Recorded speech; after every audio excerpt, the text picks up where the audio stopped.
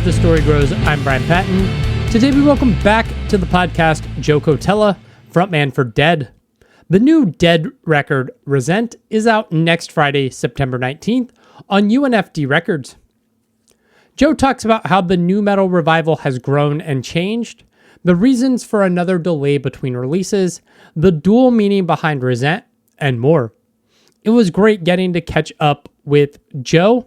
If you want more background on Joe's musical history, I will share a link in the show notes to the first time Joe was on the podcast. Thanks so much for listening to this episode of As the Story Grows. If you're brand new to the podcast, welcome. Thanks for checking us out. You can find links in our show notes or over at asthestorygrows.com for our mailing list, our community over on Discord, and the Patreon page where you can support the show financially. And if you like what you hear, I would love it if you subscribe to the podcast on your podcast platform of choice. Enjoy today's conversation with Joe Cotela from DED.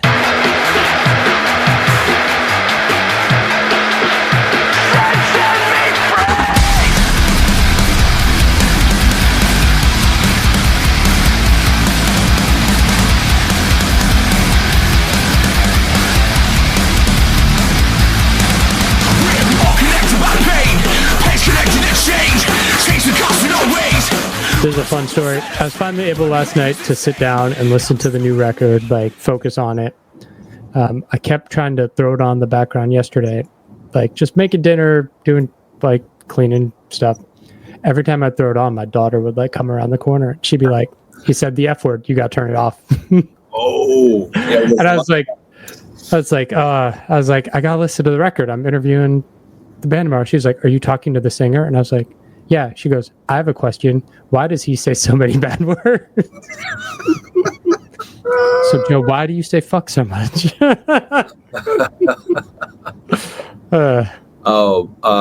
So funny. I blame society. Yeah. It's funny. That's hilarious. Yeah. I remember when we were getting our, what was it? They were our label asked me for a clean version of one of the songs. And I was like, "Oh, there's actually, that song's clean. There's no swearing in that." She's like, "Oh," so I just assumed there was in every, yeah. I mean, it's a good way to convey emotion. So I think so. When you're upset, when you're frustrated, when you mean something, you oftentimes that'll come out. So I don't know. It just happens, Yeah. It's so funny. A similar thing, my brother-in-law was listening to an older episode of the podcast, and his daughters were in the car, and they were like, "Oh, this is cool." And then I said, "Fuck," and they're like, "Oh, Uncle Brian swears." And I was like, "Oh, it's great." Yes, I do. Yes. Sometimes it's, yeah. Sometimes it's the right word. Absolutely. And for me, it's 20 times the song. So. Well, yeah. I mean, yeah. All the time. Yeah. So when you and I talked back in 2021, we talked about kind of this nu metal resurgence, which was at that time really just starting to bubble. I think in the 4 years since then, it's kind of exploded. Have you noticed that, and kind of has that helped your band kind of, I don't know, find new fans or a stronger footing? Yeah. I've noticed it for sure because I feel like every publication and whatever on the internet, it's like being exploited actually now it's being raped and pillaged, right, for clicks. Just like the first time around. Yeah, just like the first, it's cool for a minute, and then at a point everybody jumps onto it, and there's all these new bands now that are trying to do it because it's cool. We were, I was there as a kid in the first time it happened, when it really happened. I was actually too young for it. And then as it went on, I was in a band when I was 16, 17. What's so interesting is it's an old band. It's called Half Gain. And I have kids finding my band from when I was 16, 17 years old, sending me "Dude, do you have a CD of this?" And I'm like, "Nah, dude, this is, I thought that band was just gone." But there's so many people finding it, my older stuff. So then, now with everything that's going on, you asked if it's been helping us. I think it does in some ways. again because it's like become so popular. But we were doing it in 2016. We're doing it almost 10 years ago, and there were a couple other bands doing it. I'm trying to think of, like Cane Hill was kind of doing it. Islander kind of did it around that time. There's a few of them, and maybe a couple more that I'm missing, of course. But now it's become like this thing where it's like, let's start a new metal band or whatever. And we were never trying to be like a new metal band. We were just trying to, just like I heard, it's just so funny because it's so like a circle. I remember like Korn, I'm not saying we're Korn or Deftones or anything, but I remember them being like, we weren't being a new metal band. We're just doing music that we wanted to do. Yeah. And it was the same thing for Dead. Like, we were pulling from stuff like Slipknot and stuff like System of a Down and whatever, Korn, and Deftones. But, we were pulling from that, but we were incorporating it with hardcore and punk and rock and all kinds of things. Yeah. It wasn't really supposed to be like we're a new metal band. So now it feels like some of it is a bit contrived, just like it was before when everybody jumps in because it's like a cool thing to do. Yeah. There's a bunch of bullshit versions of it now, just like there was before. And there's a bunch of really cool ones now too. There's like, so it just really depends on the band. You know what I mean? So I don't know if it helps or hurts us. It's a little bit less like we're one of the only ones doing it, which was cool, but it was also like, new metal was still kind of a bad word when we were coming out and doing it, and now it's like a cool thing again. Like, we were doing our videos with Fred Durst and stuff, and like some people thought it was cool, but some people, Fred Durst was maybe not the it thing in 2017, but now everybody loves Limp Bizkit again, so now he's so it's just so funny. And for us, it's like we never shied away. We don't do the whole like, this is cool, let's jump on a thing. Like, that's fucking weak, super weak for everybody that, is listening to that. Super weak to do that. We were doing it just because we wanted to do it. And that's, I think, how, good music is made, good art is made. So, yeah. One of the other things you talked about back in when the last record came out was, I don't know if regret is the right word, but kind of the disappointment in the time between releases. But yet again, we're here 4 years between album releases. Is that just kind of wrapped up in making up for that lost time touring, or, labels and that pushes everything? This time it's not our fault. The first time we could maybe take a bit more fault. This time we just kind of ran into that like music industry nightmare thing where we were just kind of being like held on a shelf, and we were begging and pleading to like get back to work and do things. We were writing songs like over the last like 3 years. We probably, I don't know, dude, so many songs we've written, and we were just trying to do so much stuff, and it was just a real painstakingly bad process. And luckily we figured it out and we're cool. So now this is us coming back again, and it really is unfortunate. The first time it took 4 years or 3 years, and now it's the same thing. But at this now, going forward, there will be there's no reason for us to not do it anymore. There's nothing in the way of us releasing music. We have our own recording studio that we built. We're completely like self-contained now. New label, new everything, new whole new team. So there's no reason I can imagine, that would happen again. Yeah. Speaking of label, albums coming out on UNFD. How'd you get connected with them? We have a friend that works there, Heather, who worked at Fearless for about 10 years. And I knew her from, Matt and I knew her from an old band we had called The Cover Up. It's kind of like hardcore, like Every Time I Die sounding type stuff. And we had met her and then just kind of stayed in touch. She's just an amazing person. And so we always just, texted stuff like music and things like that. And over the years, just here and there. And then, I was talking about Dead, and she was like, well, let's send it into UFD. Let's see what they think about it and whatnot. And they were just awesome. Like, they put out great bands, great records, and a little heavier leaning, which our last label was a bit more of an island. It was a bit more like boutique. They had like, some great, they had like a Perfect Circle, and then they put out, Limp Bizkit, and they put out some other stuff. But this is a bit more like a heavy community kind of style of label. And that was interesting to us. So nice. And they've been incredible, and we're loving it. And shout out to UNFD. Yeah. Great label. One of the things I instantly noticed listening to this new record is it is infinitely heavier than School of Thought. Was that an intentional decision, or is that just kind of like what it's automatically birthed because I look around the world? Yeah, if you think about the last 3.5 years of your life, of all of our lives, I think it was a bit of man. It's a really loaded question. I think for us, like our first record was pretty heavy. The second record, I think we swung for like trying to write big songs, and like it was a tumultuous time as well.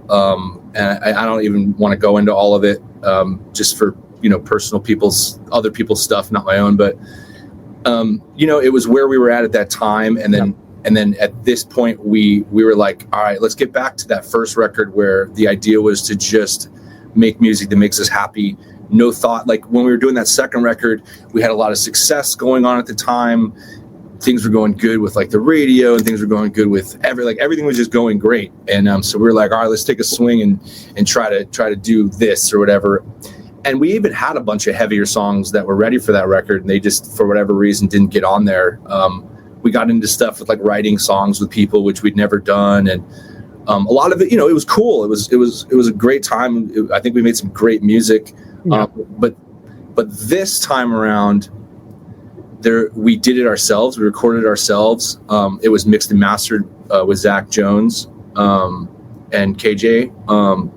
But we did it all ourselves. And so this is like the most, there's no producer involved. Like we produced it. So this is the most like unfiltered version of Dead that there is. Like the first record with what we did with John Feldman. Obviously, we're very proud of all the records we did, and it was amazing to work with these producers and everything. But this is like no producer changing anything or influencing anything or anything like that. This is just 100% us this time. And there were softer songs too that we wrote. I think we just went for this record. We just wanted to be really vicious and kind of just full of energy and just no. I guess we talked about that. Just let's have no slow songs on this record. Yeah. Yeah, that's cool. Yeah. Album's called Resent. Where'd the title come from? So it's a bit of a yin and a yang for me. Resent being, I hold a lot of resent toward the world, towards human race, towards all these things. But it's also, for me, it's introspective as well as the idea of like what part of that resent is my fault. What part of that in my life am I responsible for? It's about being accountable for me. So it's a double-edged, a double-sided coin for me, that word. And it also just sounded, angry and badass and bold, and I really liked that. So those are the two things. I mean, it's really, it's about my disappointment and anger toward the human race for not being as good as I know that it can be. Yeah. And for me, every day, it's pretty easy to get up and just be a pretty cool dude. And I don't understand why the rest of the world, I do understand, but it's not really acceptable to me. We are intelligent, conscious beings that get to choose who we are every day. I know there's other circumstances in other countries and other places where life is a lot harder than it is for a lot of the countries, the free countries that we live in. But just, because I know everybody wants to poke holes in everything you say, but I'm just speaking about in general us. Yeah. The world could be way cooler, way chiller, way more peaceful, and I'm really upset about people not trying to be better than they are. I'm always trying to be better than I am, and if we all just did that, it would be a lot easier. So there's resentment towards the human race for me, and then there's resentment towards myself.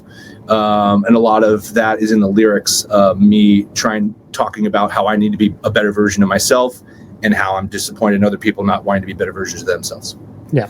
So I'm not pointing the finger at everybody else. I'm pointing the finger at myself as well, which I feel like I've always tried to do. Who did the album artwork for you guys? Oh man, I gotta look up my home. I don't know the name off the top of my head, man. All right. I'm sorry. I would have to look through emails. That's really, okay. Really cool dude, though. He has a company called Pixels, Pre-Made Pixels too. And his name was, I can't think of his name. I would have to look up. Yeah. All right, that's all good. He did it. He did that general artwork, like the cool like dude with the stuff coming off of him, and and then Alex, our guitar player, is really good with art, and he did some other stuff to it, like that sidebar and some other stuff. Okay. I did the inside of it. I'd wrote all the lyrics out. I've always wanted to do that.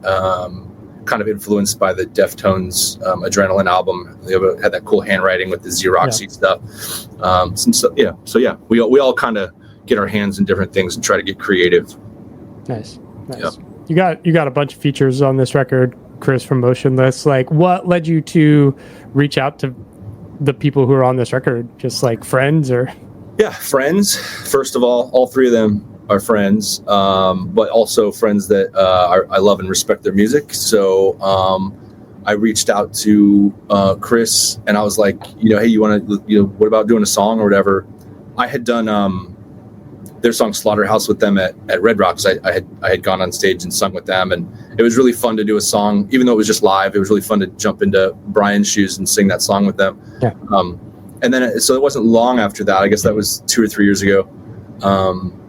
I was like, yeah, what do you think about doing a song? Like, that'd be really fun. And he was like, yeah, what kind of song? I was like, I just want to do something super heavy with him.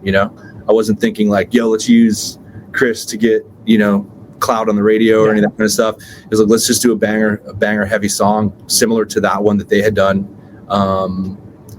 So asked him, and then Chad from Mudvayne is on it. Chad Gray. I've known him for a very long time, maybe 10 years or so. Really good friend. And again, same thing with him. I was like, dude, I just want you to get on like a super heavy kind of Sepultura sounding song. Like, let's just rip. Let's just do something gnarly. And of course, he was down. And then we reached out to Danny from Upon a Burning Body, and with that song, it was a little more of a melodic song, and we felt like it was maybe a little too nice for the way the rest of the record had shaped up. And he has such a great audible but really heavy, like you can still understand what he's saying though. Like, he's one of the best at that, in my opinion. It's such a unique, cool voice. And and then we just kind of gave him a little bit of direction on that song. And then he just sent it back, and he just killed it. Like, didn't even have any notes for him. It was just like, yo, dude, awesome. No Rockstar bullshit. Everything you are on the opposite. Ego in the front, making counterfeits. You and I rock and roll. Rockstar.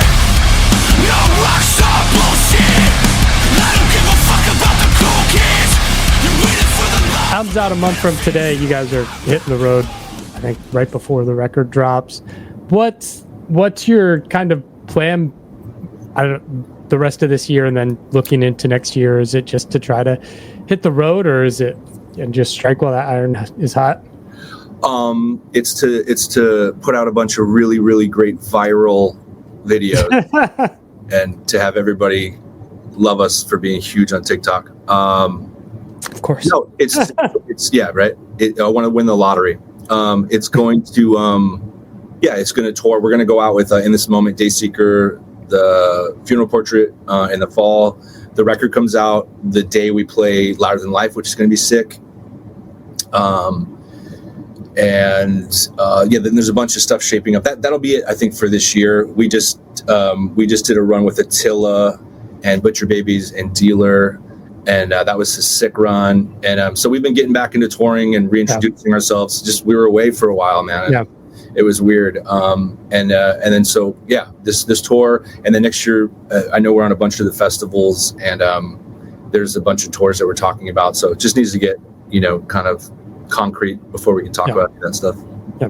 My perspective in talking to bands and seeing tour packages is, at least maybe with a younger audience, things are getting a little less gatekeepy in metal, where it's just like, if it's heavy, it falls under the umbrella and people are kind of cool with it. Is that your experience in a band doing all these tours, whether it's Attila or, Motionless, or, featuring Mudvayne and Motionless on your album, right? Right. What are you saying now? Is it? Do you find like fans when you're touring are less gatekeeping, and like they're into you if you're with a heavier band, or you're with, something softer, and just like everybody's just into the heavy music? Yeah. I think it's a mixed bag. I also think live, we're a lot heavier live than we are on our records. So I think when we're playing next to an Attila or a Dealer, I think we can hang pretty good live. Okay. I know that, and this was interesting. I was talking to my friend from Unity TX. We had just met on that tour, Kendrick, and he was like, yeah, like, you know, like you guys are kind of like classified as like a hard rock radio band to a lot of people. Just because we had some songs do well on the radio, but we really like our first record and really where we come from is like we're a heavy band. Like we were used to be in hardcore bands, we were in punk bands, we were in new metal bands, we've been in all kinds of stuff. Our guitar player was fronted a like grindcore bands, like his favorite stuff. So like we come from all of that, but we were able to write different styles of music, and we love different styles of music, so we want to incorporate it all. So I think in the live setting, it does get squashed a bit. It's a little bit more even field, and there's like a feeling that happens live when you're in a room with people that connect with you. Just listening to it passively on a streaming service, it's like, all right, cool. You hear something, it's not the same. So I think there's still plenty of gatekeeper people out there. When you get into maybe it's more the subgenres, talk about like hardcore, beatdown, different things like those dudes probably aren't gonna fuck with certain things, and then you know what I mean. And then there's the people that are super like on the radio rock side of things that are kind of be like, oh, that's too heavy for me. And I think we kind of live somewhere in the middle of it, which is difficult for us sometimes. But then also at the same time, a lot of my favorite bands and a lot of the greatest bands were always somewhere in the middle. And I think that's cool. Like I think it's cool for us, and it's exciting for us to try to incorporate different sounds and vibes into music. No Rockstar bullshit!